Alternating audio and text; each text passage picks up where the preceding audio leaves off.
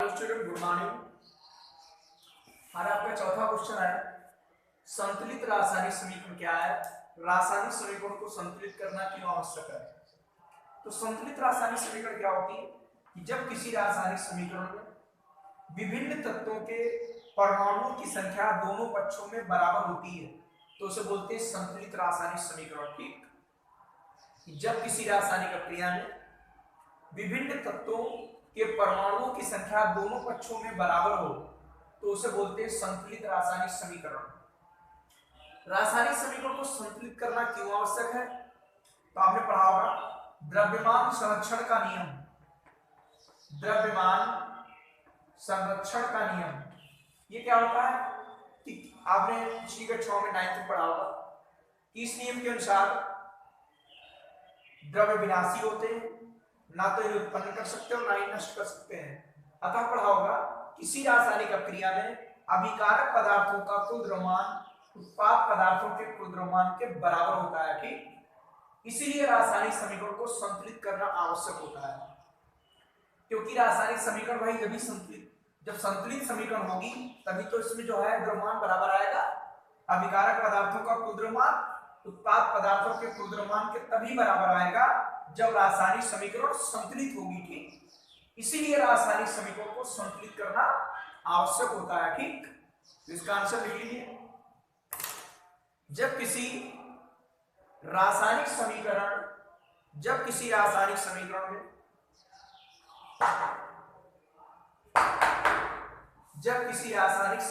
में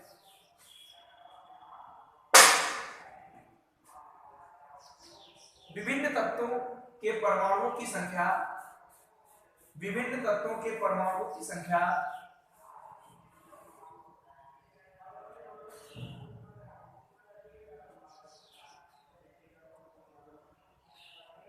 दोनों पक्षों में बराबर होती है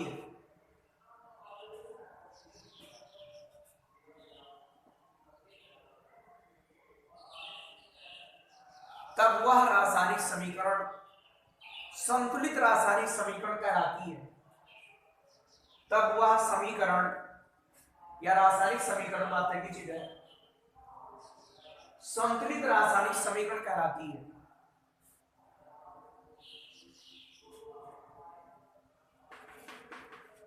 नई लाइन से लिखेंगे द्रव्यमान संरक्षण के नियम के अनुसार द्रव्यमान संरक्षण के नियम के अनुसार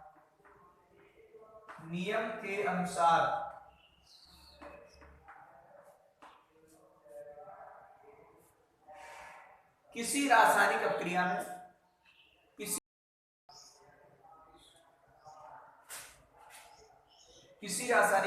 में अभिकारक पदार्थों का कुल द्रव्यमान उत्पाद पदार्थों के कुल द्रव्यमान के बराबर होता है।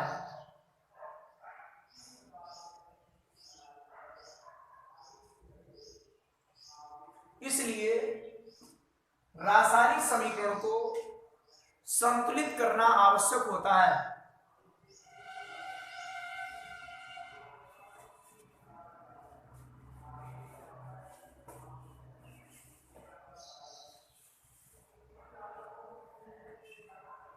इसलिए रासायनिक समीकरण को संतुलित करना आवश्यक होता है। क्वेश्चन नंबर 5, इनके लिए समीकरण आपको लिखनी थी और ये आपके समीकरण के जो क्वेश्चन है वो मोस्ट इंपॉर्टेंट क्वेश्चन है, ध्यान दीजिए। जैसे लिखा नाइट्रोजन हाइड्रोजन गैस से संयोग करके अमोनिया बनाती है। ठीक, तो नाइट्रोजन गैस है, आप लिखना चाहो अवस्थाएं लिखी, नहीं तो कोई अनिवार्य नहीं है। ठीक, तो किसमें लिखा नहीं अवस्थाएं लिखी, चाहो तो लिख सकते हो। ठीक, नाइट्रोजन हाइड्रोजन गैस से क्रिया करेगी, अमोनिया गैस बनाएगी। अब बैलेंस करो भैया, इधर 2H है इधर 3H है, यहाँ पर 2N है उधर 1 है, तो इसमें 2 है तो इसमें 2 से गुणा कर दो, आपके 6 होगा 3 नीचे होगा। ठीक, समीकरण हो गई। बी नंबर क्या है, हाइड्रोजन सल्फाइड गैस को का वायु में दहन होने पर जल और सल्फर डाइऑक्साइड बनती है। ये H2S गैस है, इसको वायु में जलाएंगे, ये गैस है, वायु में जलाएंगे, ये भी गैस है, क्या बनेगा, जल और सल्फर डाइऑक्साइड बनता है। जल बनेगा, ये पानी है, द्रव है मतलब, और सल्फर डाइऑक्साइड का मतलब SO2 बनेगी। SO2 गैस होती थी।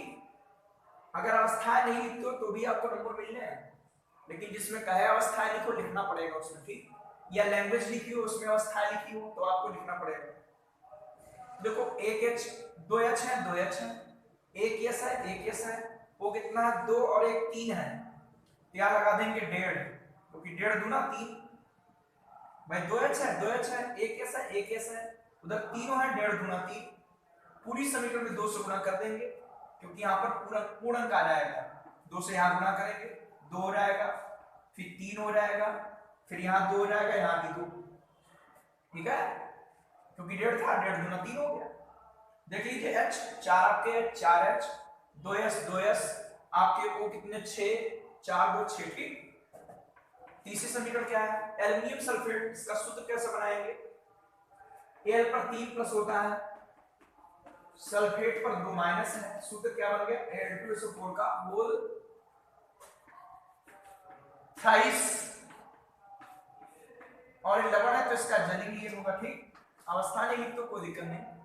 आगे बेरियम क्लोराइड है, बेरियम क्लोराइड का सूत्र पढ़ा होगा BaCl2, क्योंकि Ba पर 2 प्लस और Cl पर 1 माइनस, पढ़ा होगा बेटा, ठीक है, पढ़ा होगा बेटा मांगे कार सूत्र बाप राजी, तो बाप आता है, ठीक, और फिर कल बारात आएगी उस पर 1 माइनस होता है।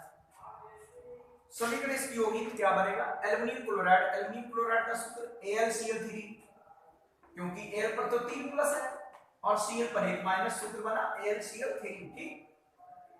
और क्या बनेगा, बेरियम सल्फेट, Ba पर 2 प्लस SO4 पर 2 माइनस, तो BaSO4 ये बनेगा। जलीविलियन, जलीविलियन ये जलीविलियन, ये इसमें लिखा अवक्षेप बनता है, तो अवक्षेप सॉलिड लिखेंगे, ठीक। अब इसको बैलेंस करने के लिए L कितना 2, यहां पर हम 2 लगा देंगे, ठीक। आपके SO4 कितने 3, 3 यहां लगा देंगे, ठीक है, 2L थे 2 लगा दिए, SO4 आपके 3 थे, यहाँ पर 3 लगा दिया, आपका 3 भी है, यहाँ 3 लगा दीजिए, 6 Cl बैलेंस होगा, ठीक। बात सबको सुनना है कि नहीं, कि कैसे हम समीकरण इनकी लिखते हैं, और आपको सूत्र बनाना आना चाहिए, आप समीकरण बना लोगे दिक्कत नहीं होगी, और फिर उसको बैलेंस भी कर लेंगे आसानी से आप।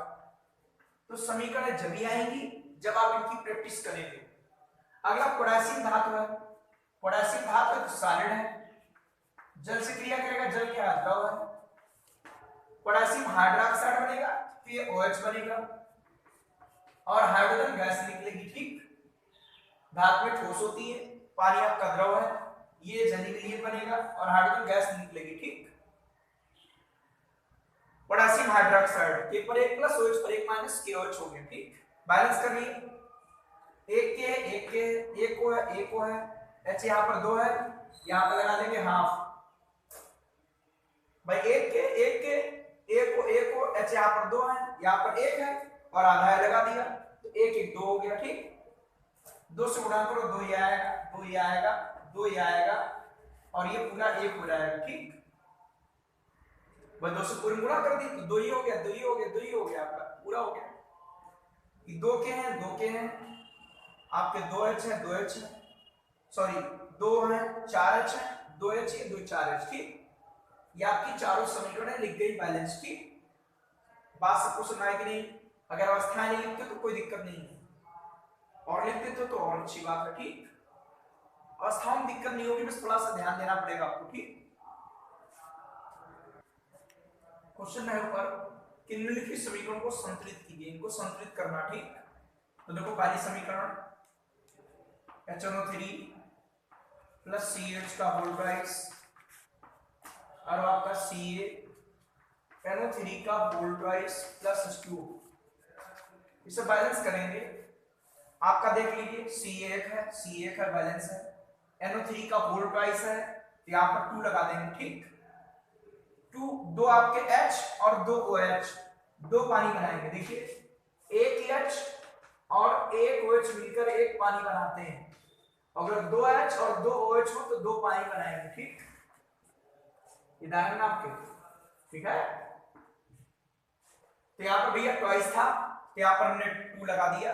दो H और दो H मिलकर दो पानी बना दिए। ठीक, बी नंबर समीकरण बैलेंस हो गई आपकी। चेक कर लीजिए सब परमाणु बराबर है दोनों। ये आपका NaOH प्लस H2SO4 और बनेगा Na2SO4 और प्लस H2। बैलेंस करिए। आपका Na2 है, यहां पर लगा देंगे 2, Na2 हो गया, SO4 हो गया। ठीक, दो H और दो OH मिलकर दो पानी बना लिए। ठीक, ये भी समीकरण बैलेंस है। आप चेक कर लीजिए दोनों परमाणु। Na आपके दो Na2 है, S1 है, S1 है, H आपके दो दो 4 है, इधर भी 4 होंगे, गिन लीजिए। O आपके दो ये और 4 दो 6, 4 और 2 6, बैलेंस है। ठीक, अगली देखिए NaCl AgNO3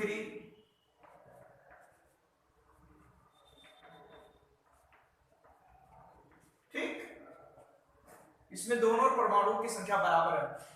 Na1 है, Na1 है, Ag1 है, Ag1 है, Cl1 है, Cl1 है, N1 है, N1 है, O1 3 है, 3 है। ठीक, तो दोनों परमाणुओं की संख्या पहले से ही बराबर है, इसीलिए संतुलित समीकरण है। ठीक, डी नंबर देखिए,